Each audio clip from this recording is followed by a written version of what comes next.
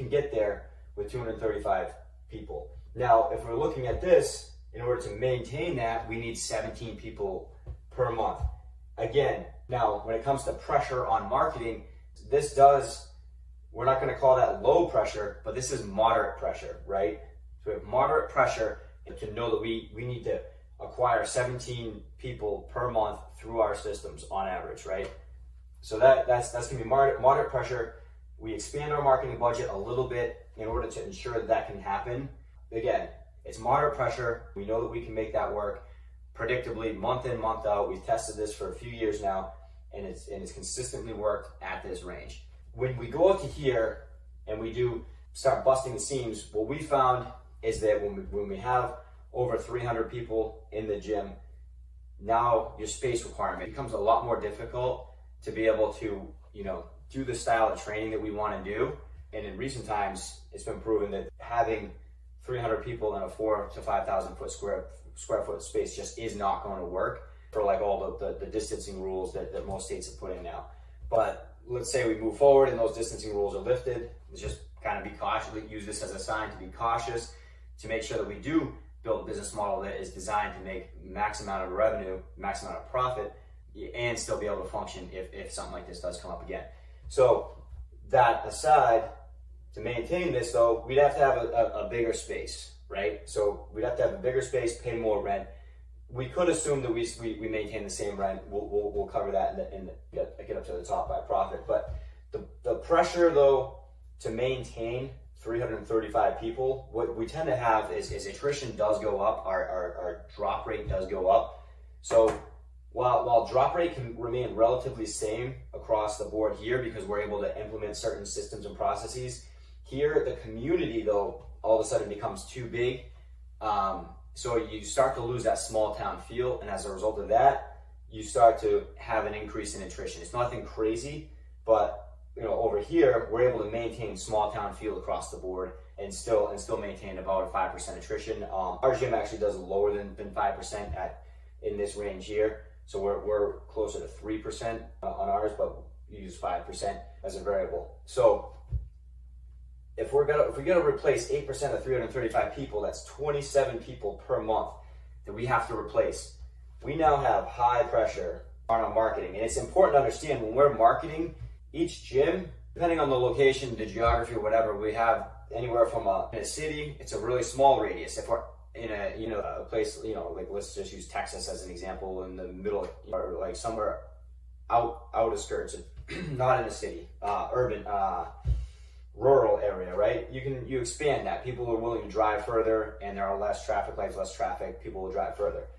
That said, there's going to be a certain radius that we're going to be able to have, and there are only going to be a certain amount of people within that radius that we can even market to. So what happens though is if we have to get 27 members every single month, we start to have a business that can become a little bit less stable. At the same time, so we have high pressure on marketing. This is where I think a lot of gyms really fail, is they grow to this size, they do another equipment lease, now they buy more equipment, now their fixed expenses go up, their rent goes up because they got a new space, because they're like, oh my God, we're growing, we're doing great, so we got a bigger space, more expenses because you had to fill that space with more equipment. And even if you didn't get a bigger space, you definitely get, like if we start having classes that are bigger than 20 people per class, you do need to get more equipment in order to serve those people, because they're going to get bored of the programming if you're not going to have equipment that's going to be able to serve that. So we have to really expand the marketing budget. I think this is a conservative description of what expanding that marketing budget would look like.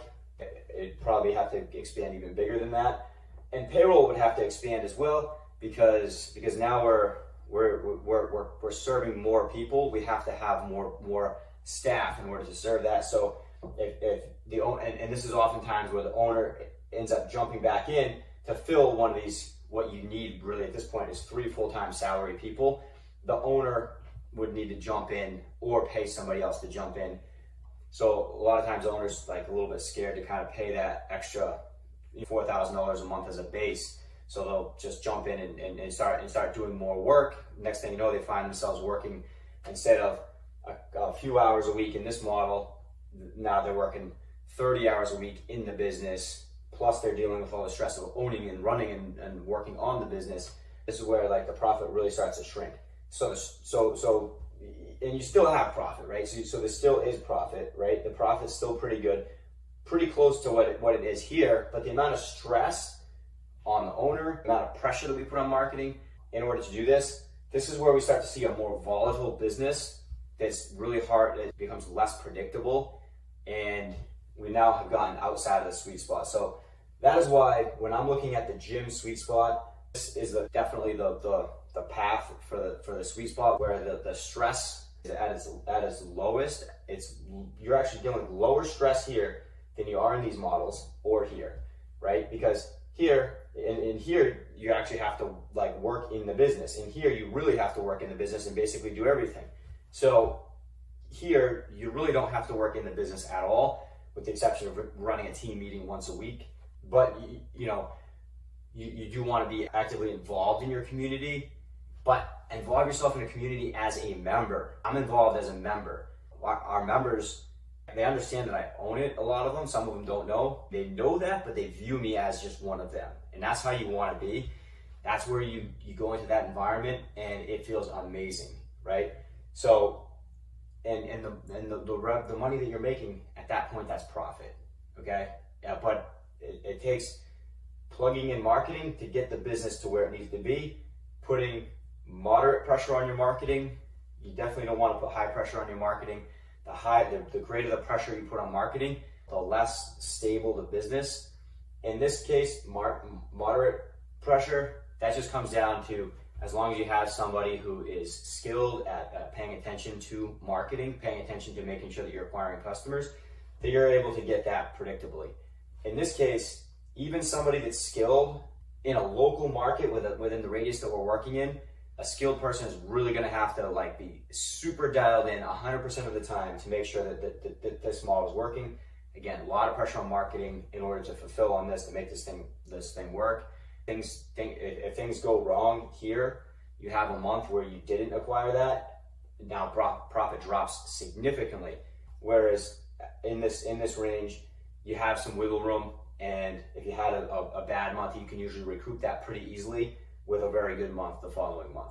So this is the gym sweet spot. We think it's 235 members, 35,000 in revenue. And when you're at that spot, that's really when the gym is gonna give you the sweet spot in terms of profit. Could you get more out through this system if you really start squeezing things down and doing a lot of different things?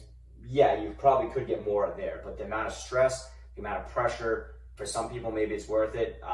For me, and being able to be part of my family and do things with my kids and be present with, be able to do sports, do all these other things that I do. This model is incredibly rewarding, and this is what I want to encourage people to do.